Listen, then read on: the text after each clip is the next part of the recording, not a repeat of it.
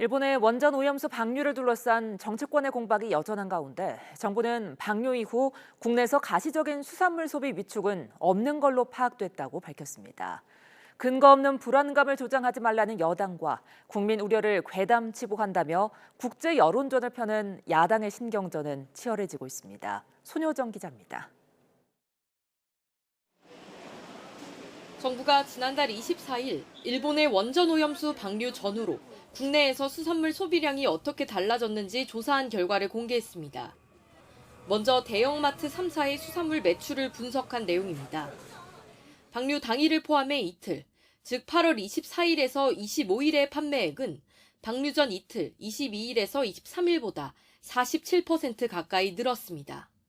방류 이후 이틀 매출액은 1년 전 같은 기간과 비교해선 68% 넘게 증가했습니다.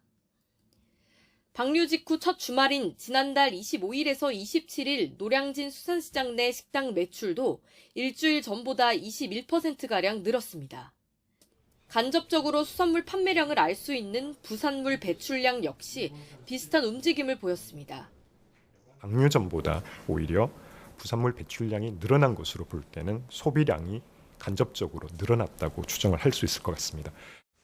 우려와 달리 일본의 원전 오염수 방류 이후 가시적인 수산물 소비 위축 현상은 나타나지 않았다는 건데 여당은 이를 고리로 야당의 오염수 관련 공세를 정조준했습니다.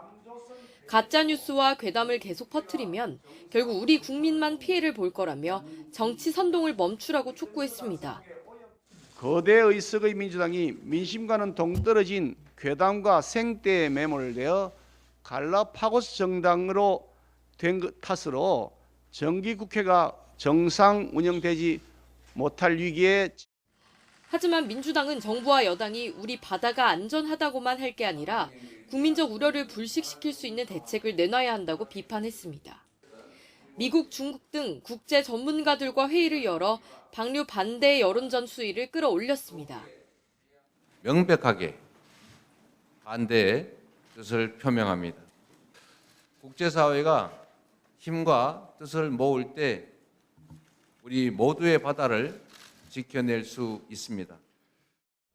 오염수 방류가 과학적 기준에 맞춰 이루어지는지 후속 검증에 주력할 때라는 정부 여당과 지금이라도 방류를 막아야 한다는 야당의 간극이 좀처럼 좁혀지지 않고 있습니다. YTN 손유정입니다.